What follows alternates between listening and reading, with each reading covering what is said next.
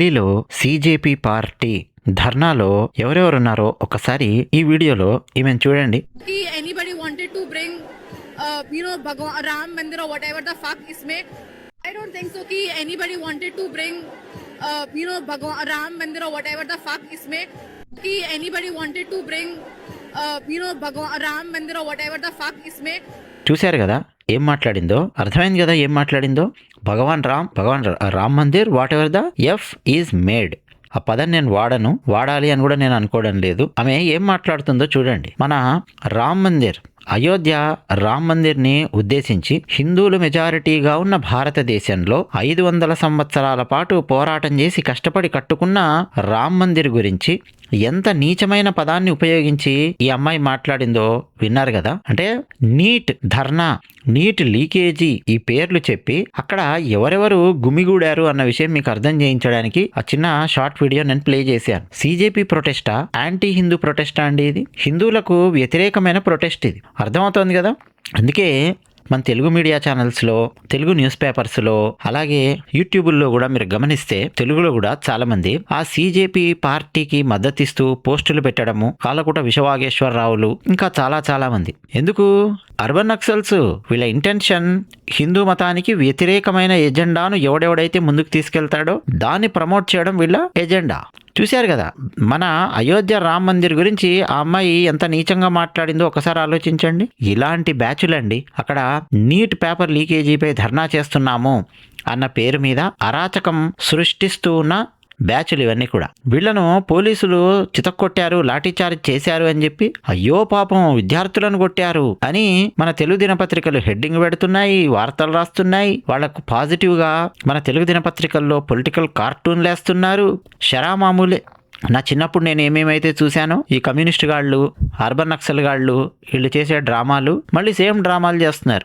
ఓరే నాయన, జనాలను పదే అదే లాజిక్ మీద, అర్బన్ నక్సల్స్ లాజిక్ మీద ఎదవలం చేస్తామంటే జనాలు ఊరుకోరు కదా. ఢిల్లీలో జరుగుతున్నది నీట్ పేపర్కి సంబంధించినటువంటి ప్రొటెస్టా. నీట్ ఎగ్జామ్ మళ్ళీ పెట్టారు. నీట్ లీకేజీకి కారణమైన 13 మందిని అరెస్ట్ చేశారు. సిబిఐ ఎంక్వైరీ చేశారు. నెక్స్ట్ ఇంకా స్ట్రాంగ్గా ఎగ్జామ్స్ పెట్టడానికి రిఫార్మ్స్ గురించి చర్చించాలి, పార్లమెంట్ చర్చిద్దామని చెప్పారు. ఇది కదా ప్రభుత్వం చేసింది.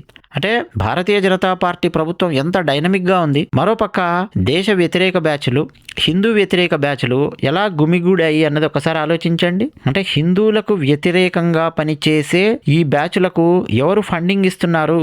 External agencies. ఒక్కసారి ఆలోచించండి.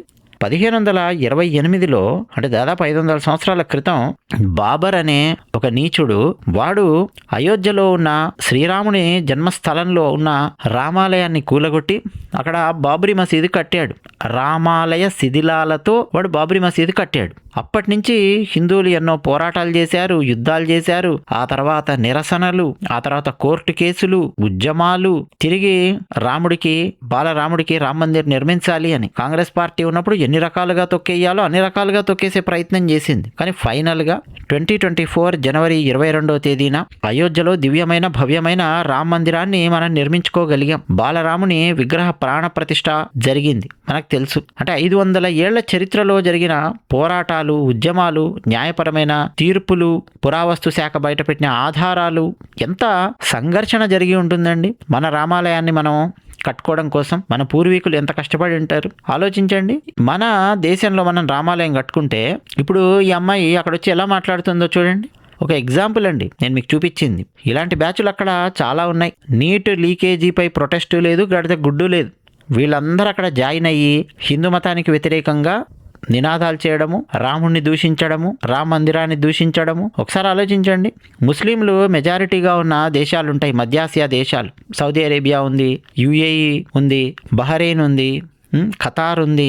మీరు ఏవైనా దేశాలు తీసుకోండి, ముస్లింలు మెజారిటీగా ఉన్న దేశాలు. ఆ దేశాలలో వాళ్ళు ఏదో కష్టపడి ఏదో కట్టుకున్నారనుకోండి, అక్కడ నిలబడి అలాగే వాళ్ళకు సంబంధించిన కట్టడాల మీద ఆ దేశంలో నిలబడి ఇలాగే మాట్లాడితే వాళ్ళు ఊరుకుంటారా?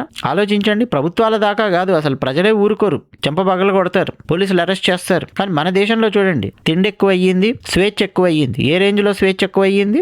హిందువులకున్న ఒకే ఒక్క దేశం భారతదేశం. ప్రపంచంలో ఉండే హిందువులకు రేపు ఏమైనా ఎక్కడైనా సమస్య వచ్చినా తలదాచుకోవడానికి ఉన్నటువంటి ఏకైక దేశం భారతదేశం. హిందువులు మెజారిటీగా ఉన్న దేశం భారతదేశం. నువ్వు అక్కడ రామాలయం గురించి ఇంత నీచమైన వ్యాఖ్య. ఇలాంటి ప్రొటెస్ట్ గురించి, అంటే ఒక తలా తోకా లేని ప్రొటెస్ట్ గురించి, కనీసం ఒక నాయకుడు అనేవాడు సరిగ్గా లేనటువంటి ప్రొటెస్ట్ గురించి, అర్థం పర్థం లేని ప్రొటెస్ట్ గురించి మన తెలుగు మీడియాలోను, న్యూస్ ఛానల్స్లోను, న్యూస్ పేపర్స్లోను, యూట్యూబుల్లోను తెగ పైకి లేపుతూ ఆ ప్రొటెస్ట్ను సపోర్ట్ చేస్తూ మాట్లాడుతున్న అర్బన్ నక్సల్స్ ఇంకా ఓట్లు గుద్దుతారా తెలంగాణలో కాంగ్రెస్ పార్టీకి? అర్థమవుతుందా మీకు? జనాలకు కనీసం ఎలా ఉందో పరిస్థితి, హిందువుల పరిస్థితి ఏ రేంజ్కి తీసుకొచ్చి పెట్టారో చూడండి. నరేంద్ర మోదీ గారు అక్కడ గద్దె మీద ఉన్నారు కాబట్టి కాస్తో కూస్తో పరిస్థితి ఇలా ఉంది. భారతదేశంలో కాస్త బెటర్గా ఉంది నిజం చెప్పాలంటే. అసలు భారతీయ జనతా పార్టీ లేనప్పుడు చూడాలి మీరు, కాంగ్రెస్ ఉన్నప్పుడు ఈ అర్బన్ నక్సల్స్, ఈ కమ్యూనిస్ట్ గాళ్ళు వీళ్ళు చేసినటువంటి రచ్చ గోల అంతా ఇంత కాదు. కాస్తో కూస్తో గత 10 ఏళ్ల నుంచి హిందువులు కాస్త ధైర్యంగా నిలబడి తలెత్తుకొని తిరగగలుగుతూ ఉన్నారు, మాట్లాడగలుగుతూ ఉన్నారు విషయాలు ఏమన్నా ఉంటే. అంటే ఇలాంటి సిచ్యువేషన్లో కూడా విదేశీయులు ఇచ్చే ఫండ్లు, విదేశాలు చేస్తున్నటువంటి రకరకాల పద్ధతులు, అందులో భాగంగా రెజ్యూమ్ చేంజ్ కోసము జరుగుతున్న డ్రామాలు ఇవన్నీ కూడా ఇదేమి నీతివంతమైన ప్రొటెస్ట్ కాదు, న్యాయపరమైనటువంటి ప్రొటెస్ట్ కాదు. ఆల్రెడీ నీట్ పేపర్ లీక్ చేసిన వాళ్ళని అరెస్ట్ చేశారు, లోపల పారేశారు, సిబిఐ ఎంక్వైరీ చేశారు, నీట్ రీ ఎగ్జామ్ అయిపోయింది. ఎగ్జామ్ రాసిన వాళ్ళు నెక్స్ట్ కౌన్సిలింగ్ కోసం వెయిట్ చేస్తున్నారు, వాళ్ళు ర్యాంక్ రాని వాళ్ళు నెక్స్ట్ లాంగ్ టర్మ్ కోచింగ్ తీసుకోవడం కోసం వాళ్ళు వెయిట్ చేస్తున్నారు. వీళ్ళేమో విద్యార్థులను రెచ్చగొట్టే ప్రయత్నం చేయడము, ఇంకా మిగతా బ్యాచ్లు, హిందూ వ్యతిరేక బ్యాచ్లు అన్నీ అక్కడ గుమిగూడి మోడీని గద్దె దింపాలి, బీజేపీని గద్దె దింపాలి, ఇదే గోల. అర్థమైంది కదండి అది విషయం.